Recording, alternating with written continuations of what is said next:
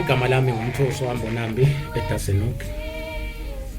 Ngiyachazeleka ukuthi masikhuluma ngeDasenhoek sikhuluma ngendawo ebude beduze neRoma, ngokunjalo iRoma ebude beduze nePinetown. Namhlanje ke ngithe asithathe lelithuba njengoba sazi njalo ukuthi umshikashiki uyaqhubeka. Ngase ngigasela khona futhi estudio eKadimba. Ngase nginxusa umfowethu igama lakhe kuthiwa ngumNce wakaKhumalo Mbulazi ukuthi ke sibe naye kulolu hlelo njengomuntu omusha ukuze akwazi ukuthi acacisele abantu abasha njalo njengoba ewusihlalo weYouth League. Ngamanye amazwi ke siye singathanda ukuthi simjaje umuntu noma simkhulumele. Siye sifise ngaso sonke isikhathi ukuthi umuntu simlandele kube uyena ozofika abese ikhulumela yena. Sibonge kakhulu ukuthi namhlanje sithema simcela wazithoba wakhombisa futhi nalento ye leadership ukuthi ikhona kuyena ngaphakathi, wasihlonipha wafika. Angifuni ukunanaza nokuchitha isikhathi. Ngizonikeza yena ithuba abese kwazi ukusichazela ukuthi ubani. Mnci baba, siyakubingelela kakhulu mfowethu kulolu hlelo leDasenhoek What 14 Galaxy TV.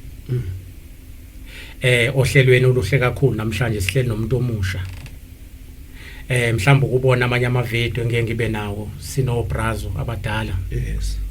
Kepha namhlanje sithe asithatha ithuba mfowethu sibanikeza abantu abasha ithuba lokuthi nabo bavele bazoyichaza ukuthi bangobani, igama nesibongo mhlawumbe mfowethu bese usithatha usibeke. Okay. Asiqale ngokubingelela nama viewers ale platform sibingelele babambonambi ne crew osebenzisana nayo. Siyavuma mfowethu. Siyajabula kakhulu ukuba ingxenye yalolu hlelo la namhlanje. Siyabonga futhi nokuthi nisiphe le invitation ukuthi sizokhuluma noma sizoletha iperspective yabantu abasha ukuthi ababukeli abazothola lolu hlelo ba understand ukuthi thina iperspective yabantu abasha. Sibonga kakhulu. Today I think it's the last day of Youth Month, so it is significant ukuthi lolu suku liqondane nalolu hlelo la namhlanje. Siyabonga in that regard. Wow. Igama uMelusi elinye umncedisi ngwaKhumalo. Isibongo Mbulazi. Yebo, uMashobane abadla umuntu bemyenga yena ngendaba. Awusuka madoda. Ngikhulele khona nje la kule ndawo yakithi la What 14 eDasenhoek. Ngila nje ngasebheka okuhle esikoleni ngale kwaKangcobo ngokuhlala. Ngifunde ebheka okuhle amabanga phansi. I think it was 99 ngene esikoleni. Ngase ngidlula ngiya eTonwood. Abaningi ke bazi ukuthi iseHiqiza kusho kanjalo. I think it's a nickname. Right, yes. Yes. Ngiqedile lapho I think it was 2010.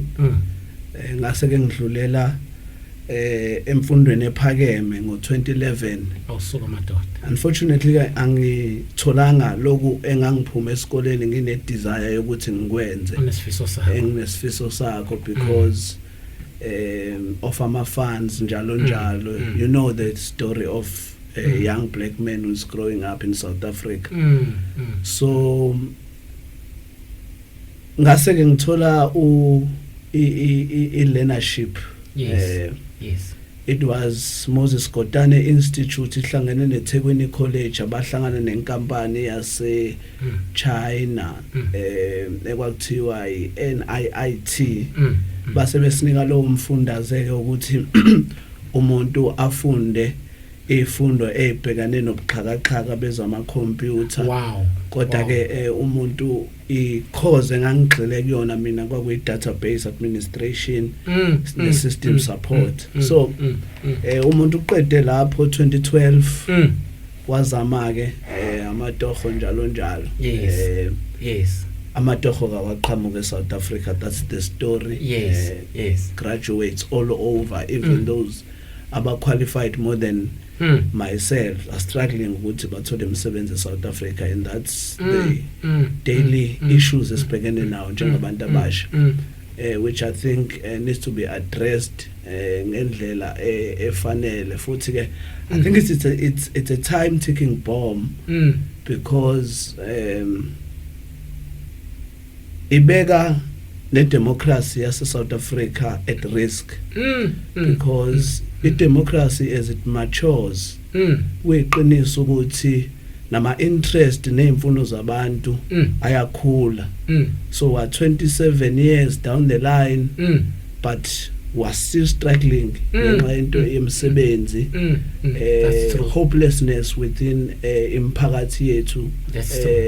We ezingeni labantu abasha, we strata sabantu abasha within our community and society. It's a crisis, and I think uhulumeni African National Congress must come up with plans really fast and quick so that that can be addressed. Ngoba it's really an issue in South Africa. But having said that, angiqhubeke naloko ekade ngisakuxoxa amatoho kawaqhamukanga, so I've decided to go back to school a few years back again. Yes. I'm currently 2 modules away ukuthi ngithole i BA yami kwi policy studies. Wow. Yes. Wow. So that is me. Ngikhulele la bengidlala ibhola la ibheko kuhle. I'm sure some of your viewers will recognize me. Bengibizwa ngoDeco la egroundini. Awusuka madoda. Yeah. Wow. Mfowethu ngithi ngikushayela ihlombe mfethu, kuyancomeka kakhulu uma ngizwa umuntu omusha ekhuluma amagama nokuhlakana kanje. At the same time futhi eveza ukuthi empilweni if kunamaqhingo phezukwawo noma mhlambe ifise ethize mabona sele ukuthi lezi ifiso lezi ayiphumeleli bese wenza uplan B njengoba usuchaza ukuthi wabona ukuthi okay amatoha waveli wasuthatha lesinqumo sokuthi ubuyele back ekutheni uyogxila efundweni ethize because phela impilo ayimile. Ngaso sonke isikhathi esithi mangabe umuntu uma ubona uplan A awusebenzi u-B. Yes mfethu sibonga kakhulu usicacisele mfethu ngawe nemvelaphi yakho nokuthi ubani. Sengicabanga ukuthi nomlalelo osekhaya manje usiyacacelwa ke manje ukuthi masikhuluma ngomnciko umalo umnciko umalo sikhuluma ngobani ombulaza abakhulu abomtungu. Manje ke mfowethu Mnceki uzithola kanjani usula emsabalazweni? Because ngiyathola njengoba ngize ngakuthinta nje ukuthi usihlalo we-youth league. Uzithola kanjani usula emsabalazweni ka-ANC? Kusho ukuthi eminyakeni eminingi eyadlula I was recruited to ANC Youth League by my comrades akhona la endaweni esicishe sibe ontanga nawo kodwa wona ngaphambili kwami. I remember ucomrade uMathulu wakwambanjwa ehamba kanye no comrade uMpu wakazwane. They first recruited us, but back then umuntu wayenga nayi interest kakhulu on ama matters epolitics because umuntu wayesagxile edlaleni ibhola. Okwakuyi talent umuntu ayinesifiso lokuthi mhlambe nangelinye ilanga akakwazi ukuthi ayithole semazingeni aphezulu. But ke akugcine kungenzekile. I was recruited by lawo ma comrades ngancika kakhulu kuona ngesikhathi ngiseThekwini College. I wasn't registered as a student within the institution. But ngangi babes provide ngendawo yokuthi sifundele eThekwini College the course esasiyenzile kwi venture njengoba ade sengibalulile ekuqaleni eMoses Kotane Institute neThekwini College kanye kanye nenkampani yase China ye-IT. Yes. So umuntu wangena kancane kwi student activism ngaleso sikhathi esasilidwa iSASCO ezama ukuthi angene noma wayengarejistile but wayekwazi ukuthi interact nama comrades ngaleso sikhathi kwi student movement. Then ke umuntu kuseyitholeke ngokuhamba kwesikhathi ngokubuka ama issues abantu abasha mhlambe esethe ukugxila nasesikoleni esethe ukuma nasebholeni wahamba wabona ukuthi kubalekile ukuthi ajoyine iactivism yomzabalazo wabantu abasha under ibhena yeAfrican National Congress neAfrican National Congress Youth League kanye nezinhlaka zonke ezikuyi alliance. We interact a lot with ama comrade eYCL akhona ebranchini. Then kumuntu ukhule kanjalo lokuvuselela membership uqhamuka kumalokhuzana kuma meetings. So fortunately I am a person who likes reading njalo, so I read a lot of political literature, governance issues njalo ku aligned nezifundo futhi engizenzayo zaka policy studies. Therefore umuntu uyitholeke sekwi activism kanjalo yabantu abasha wayithola ephambili ekuthenini exazululeke ama issues abantu abasha. And eventually wayeseke yakhetheka I think late 2018 for the first time to serve with BCA ANC Youth League. Kwase kuba usihlalo ANC Youth League I mandate esayithatha last year before kuvala uCovid. So we're currently trying to resuscitate istructure sethu ukuthi siphinde sikhethe kabusha and then continue nama programs ekade esehleliwe uma umuntu abantu abasha baphinde bemthemba ngokuthi aqhubeke alide. So that's where umuntu ejoine khona umzabalazo wabantu abasha kanye nomzabalazo nje wabo bonke abantu who are disadvantaged, previously disadvantaged, the poor masses of our people njalo. Hey ayiwashaya nsizwa shaya mfowethu shaya mfoko kaMtungwa. Kuyangijabulisa ukubona abantu abasha basakhuthele njengawe, especially kulezi igaba nje basibona iyouth eningi phela amandla. So that is why ngikubizile, because ningi izinto esifuna ukuthi ube isibonelo kuzona, kakhulukazi ekengene encane ekhulayo ibone ukuthi awu nabo ntanga yethu kanti nathi singakwenza lokhu kwenzeke njalo.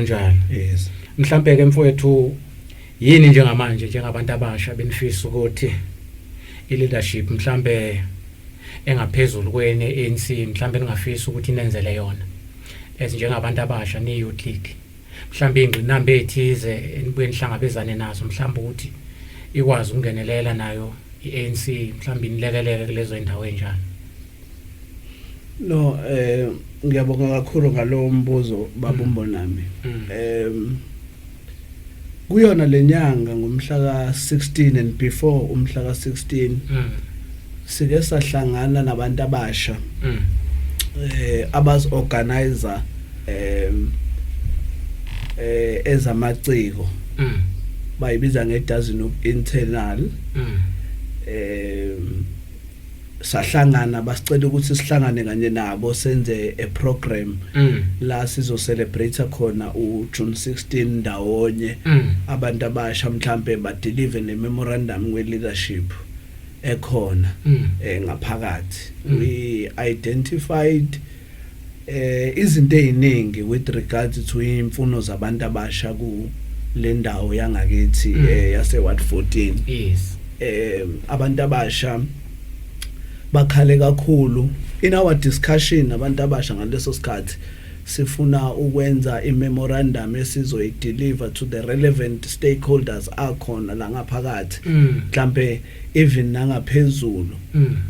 Abantu abasha bavezile ama issues ukuthi they are challenged with regards to indaba ye library, ama facilities, recreation, ne sport awekho up to standards akhona, and maningi angekho because ama talent they've broadened now. in terms of variety khona abantu abafuna ukudlala icricket obviously kunezinye eyothatha isikhathi ukuthi zenzeke but bakhala kakhulu ngezinto ezifana noma something like a sports center la bezodlalela khona izinto ezilokhuzana ezihlukene but we know yes bakwazi ukuyikhipha busy ngama talent abo. You know, I always make this argument ukuthi it is not always, and this argument is not meant to diminish into education. I think we as leaders of a revolutionary movement efana ne-ANC ne-ANC Youth League we can never find ourselves diminish ukubaluleka kwemfundo. In political literature comrade Che Guevara of the Cuban Revolution and the revolution of South America and the Latin section of the world uthima ekhuluma at the first responsibility or duty of a revolutionary is to get educated. Therefore we cannot diminish into yelokhuzana education, but I want to make this point. Ngifuna ukwenza le point ukuthi when young people are engaged in activities that expose ama-talent abo bayithola bekwazi ukuthi benze indlela yokuthi abanye bayiphilise ngawo ama-talent. It's not always those who are going to go to school who are going to make a better living. We must encourage young people ukuthi badlale sports, ba expose our environment. We must make sure environment is conducive ukuthi bakwazi ukuthi badlale sports abasifisayo naba talented kusona. Njoba ngishilo ukuthi lama talent they have broadened. It's not now about, it's not always about soccer and netball. Kunamanye ama sporting codes nama recreational games izinto kanjalo abantu abasha bafuna ukuthi babe exposed kona. But we know that kune challenge with regards to into yokuthi kwakhiwe ama infrastructure azolekelela abantu emphakathini. The first issue is the issue of land. I think that issue must be expedited also. I know ukuthi kune bill ese parliament that is busy being debated. Kunama community participation consultation programs enziwa iparliament njalo consult imphakathi with regards to into yomhlaba.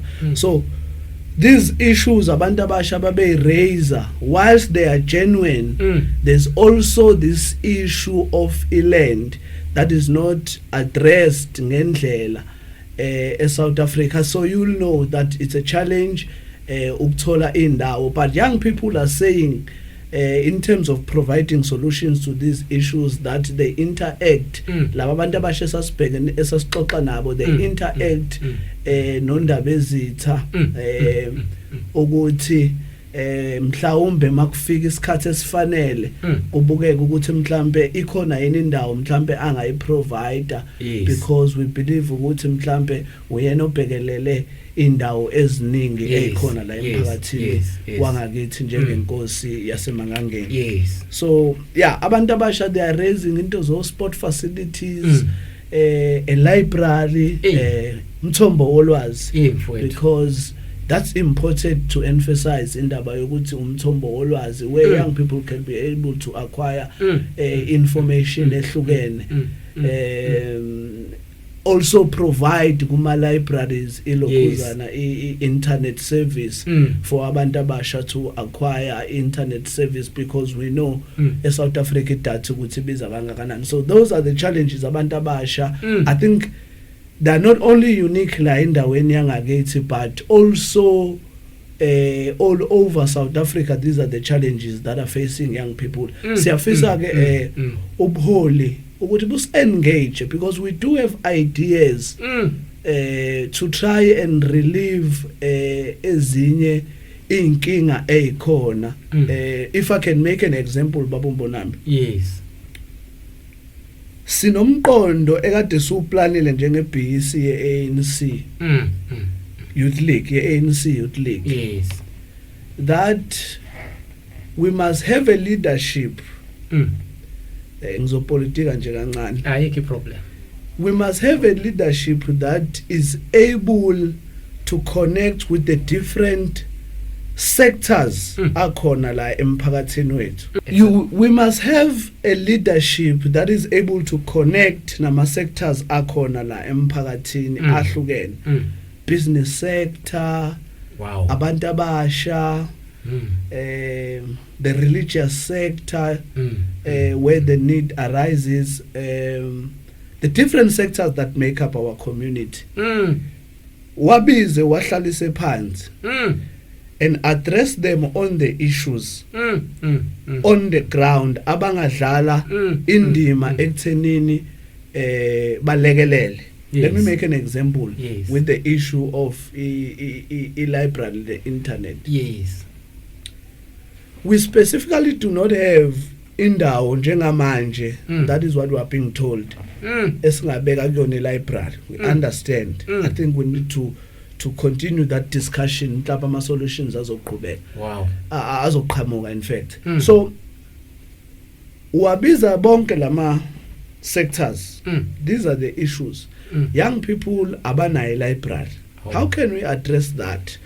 Sonke njenga malungu omphakathi. Exactly. Abanye abahwebayo emphakathini, abanye who have benefited from different programs and opportunities aqhamukile emphakathini. Yes. Now singayilungisa kanjani lento? You speak to comrades. These people are comrades. Kukhulwe ndawonye. We must have that kind of a relationship as a leadership ANC nabantu esibaledayo because the ANC is a leader of society. Now yini singayenza sonke usho kulama sectors oswahlanganisile. Provide the internet. Now, sine office lapha le council. This was our thinking as the BEC ANC, by the way. Sine office le council ekade deal ne administration yezinto zedokhuzana, but it was vandalized last year, I think, on issues of izinto zoma food parcels and stuff. Yes. Can we propose to these people bama sectors, abalida ma sectors, ukuthi singaba kodwa ne internet kuleli office? Because ukuba ne internet simply means ukuthi fanele uzama ukuthi kuyothengwa i-router, get the service provider, kutholakala ukuthi kukhokhwa malini ngenyanga, bese sinika umuntu ozoba responsible ukuthi agade leyo nto. Which means ukuthi in terms of ukaplayela izinto eziningi, because we are now transcending to an era. In fact, we have transcended to an era ye internet where izinto zenziwa online. If you have into ye router laphana enga provide internet, bese abantu bama sectors, leaders of ama sectors, but you know, as a sector, let me make an example. Kune rank license, kune association. You go to association, you engage association ukuthi beningeke yini nisikhokhele le contracts ka 500 to provide unlimited data ozokwazi ukuthi umanage abantu aba responsible to assist abantu abasho ukuthi mhlambe ntambama ngoba lisesikoleni la office mase kuphuma izingane ntambama baqhamuka abantu abasha to access internet, umuntu a check ama emails akhe, because we know most of them suffer from into yelokhuzana ye data because iyabiza. So you would have now provided a solution without intervention ka government, because we know ukuthi government wethu one, we know ukuthi it has been proven that our government is slow in terms of solve our issues. Kunama backlogs in every sector.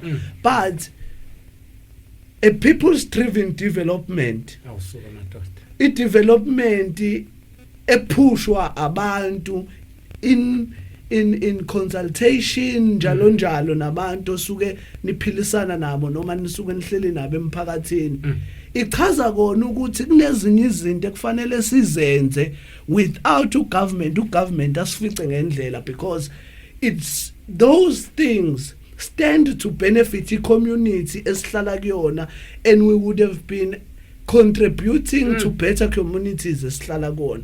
You provide internet, you give a certain person ithuba lokuthi akwazi uku-access i-internet abona ama-learnership from different sectors akhona eSouth Africa nama-departments kahulumeni. We can even go further and make a notice board khona e-office la councillor la sonamathisela khona ama-notices for ama-learnerships njalo. People want to apply for NSFAS njalo funding njalo. We must be there to assist them. These are the programs ekufanele assisteke njengabantu abasha abaleader abantu abasha emphakathini wakethu ukuthi zibonakale zenzeka. It paints the ANC very well in our community uma soqhamuka nama solutions akanjalo. Ntambama irouter I think it's into ekwazi ukuthi we move uyahamba nayo esimnike leyo responsibility a trusted comrade ozokwazi ukuthi leyo responsibility ayilokhuzane discharge. Akufanele uzulinda umasipala ukuthi uzufake free internet uze silinde ukuthi kuze kutholakala indawo yokuthi kwakhiwe library. What if indawo kuzosithatha another 5 years ukuthi lokhuzana will be still suffering from the same issues ukuthi asinayi internet la sikwazi ukuaccessa khona. But uma singa engage relevant sectors njengoba sengenzile irank abafowethu laba beyimoto ephuthuma kuMamdekazi sibiza ngokuthi ingqoshi ba association nomalume. In fact omalume they've done a program la kade bedlalisa khona izikole ibhola la elokhuzana ebheka ukuthi to enjoy ischool izlokhuzana into yama school sports njalo. So engage those people. There are people who are willing ukuthi babuyisele emphakathini, and I think that leadership ye-ANC must start speaking to different people about kuma sectors and let us talk to these people and reveal our programs esicabanga ukuthi angalekela umphakathi because we do have those programs every BC ANC. Yes. Aw suka madoda. Aw laleli engithemba ukuthi uyayizwela ke lapha ekhaya inkulumo ephuma kumNce umntaka Mtungwa umfoka Khumalo sihleli naye ke la istudio ekadimba kaMkhize istudio ke esiyisona manje esibased kakhulu ekutheni sikhulume lezi inkulumo ezinohlonze kanje. Ngamanye amazwi ke ngithi ke siyacela ukuthi bonke abantu abalalele le show benze ngako konke okusemandleni ukuthi bayayilalelisisa because namhlanje sifuna lenkulumo noma lo myalezo udlule ngempela ufinyelele kwi-youth yaseDasenoki abantu abashwa njengoba namhlanje ngihleli nosihlalo we-Youth League kwi-ANC Youth League umNce umntaka Khumalo.